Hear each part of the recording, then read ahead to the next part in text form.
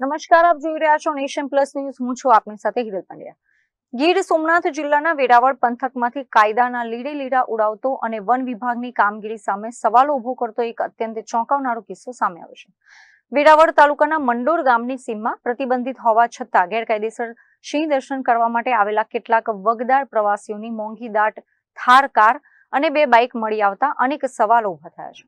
ગીર અને તેની આસપાસના વિસ્તારોમાં વન્યજીવોની સુરક્ષા માટે રાત્રિ પેટ્રોલિંગ અને ગેરકાયદે સિંહ દર્શન પર વન વિભાગ દ્વારા કડક પ્રતિબંધ મૂકવામાં આવ્યો છે. છતાં વગદાર પ્રવાસીઓ કાયદાને ઘોડીને પી રહ્યા છે. વેરાવળના મંડોર ગામના સીમ વિસ્તારમાં પાછલા લાંબા સમયથી સિંહોના પરિવારે કાયમી ધામા નાખ્યા છે.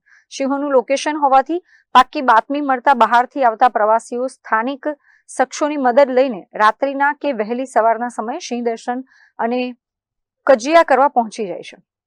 આજે પણ આવો જ એક ગેરકાયદેસર લાયન શો ચાલી રહ્યો હોવાની ગંધ આવી જતા વન વિભાગની ફ્લાઇંગ સ્ક્વોડ મંડોરની સીમમાં ત્રાટકી હતી.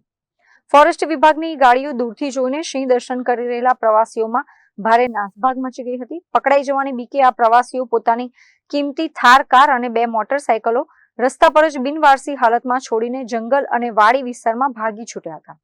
આ ઘટના બાદ મંડોર ગામના અગ્રણીઓ અને સ્થાનિક રહીશો પણ ઘટના સ્થળે એકત્રિત થઈ ગયા હતા. ગામના કિસાન નેતા અને અગ્રણી કરસનભાઈ બારડે વન વિભાગની હાજરીમાં સનસનાટીભર્યો આરોપ લગાવ્યો છે કે જે થાર કાર પ્રવાસીઓ છોડીને ભાગ્યા છે તેના પર મંત્રી મોરબી શહેર ભાજપ લખેલું છે અને આ શાસક પક્ષના હોદ્દેદારોની કારની અંદર ગેરકાયદેસર દારૂની બોટલો પણ રાખવામાં આવી હતી. આજે રાતે અમારા ગામમાં સિંહ તો ઘણા સમયથી છે. આજે રાતે માનો કે એક આ થાર ગાડી પાછળ પર છે, 2 બાઇક છે. આ બધા લોકો રાત્રે સિંહ દર્શન કરતા અને ફોરેસ્ટ ખાતાની ગાડી આવી અને ગાડીઓ મૂકીને ભાગી ગયા. હવે જોવાનું એ છે કે સિંહ દર્શન કરાવે, લોકેશન કરાવે, બીજા જ માણસો બધા કરાવે. બહારના કોઈ હોટલોમાં સાસણથી આવતા હોય, કોઈ પાટણ વેરાવળથી આવે અને બદનામ અમારું ગામ થાય છે. કારણ કે વારંવાર ફોરેસ્ટ ખાતાવાળા આવે, અમારા ગામના લોકો રાતે પાણી વારવા જતા હોય, પોતાની વાડીએ જતા હોય, કોઈ કામથી ક્યાંય જતા હોય, ક્યાંય બહાર ગયા હોય ને રાતે કદાચ મોડા આવતા હોય તો ફોરેસ્ટ ખાતાવાળા પણ એની અટકાયત કરે, પૂછપરછ કરે.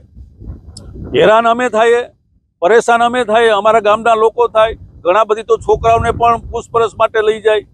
પણ ખરેખર આ કરવાવાળા બીજા જ છે. અને આ લોકો નાચી ગયા. આ ગાડી અહીંયા પડી, ગાડી અંદર દારૂની બોટલ પણ છે.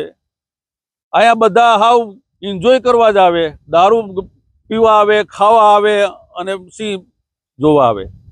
એટલે અમારી માંગ એવી છે કે આ ફોરેસ્ટ ખાતાને કડક ને કડક કાર્યવાહી આ લોકો માટે થાય અને આ વિસ્તારની અંદર એમાં ખાસ કરીને અમારા ગામમાં મંડોર, ભેરાળા, ઈશ્વરિયા સૌની આ એરિયામાં ક્યાંય પણ સિંહ દર્શન ન થાય એવી કાર્યવાહી કરે એવી અમારી માંગ છે.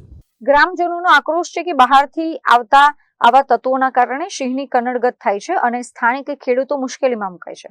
વન વિભાગ દ્વારા હાલમાં પ્રવાસીઓને સીમમાં રસ્તો બતાવનાર અને લાયન શો ગોઠવી આપનાર સ્થાનિક યુવાનોની પૂછપરછ માટે અટકાયત કરવામાં આવી છે. જ્યારે વીઆઈપી પાર્ટી ધરાવતી ગાડીના રજીસ્ટ્રેશન નંબરના આધારે તેના માલિક અને નાસી છૂટેલા પ્રવાસીઓને પકડવા કાનૂની ચક્રો ગતિમાન કરાયા છે. Mahesh Dodiya, Nation Plus News, Gir Somnath. સમાચારોના સતત અપડેટ મેળવવા માટે અમારી નેશન પ્લસ ન્યૂઝની યુટ્યુબ ચેનલને સબસ્ક્રાઇબ કરો, બેલ આઇકન દબાવો અને જોડાયેલા રહો ફેસબુક, ઇન્સ્ટાગ્રામ અને ટ્વિટર પર.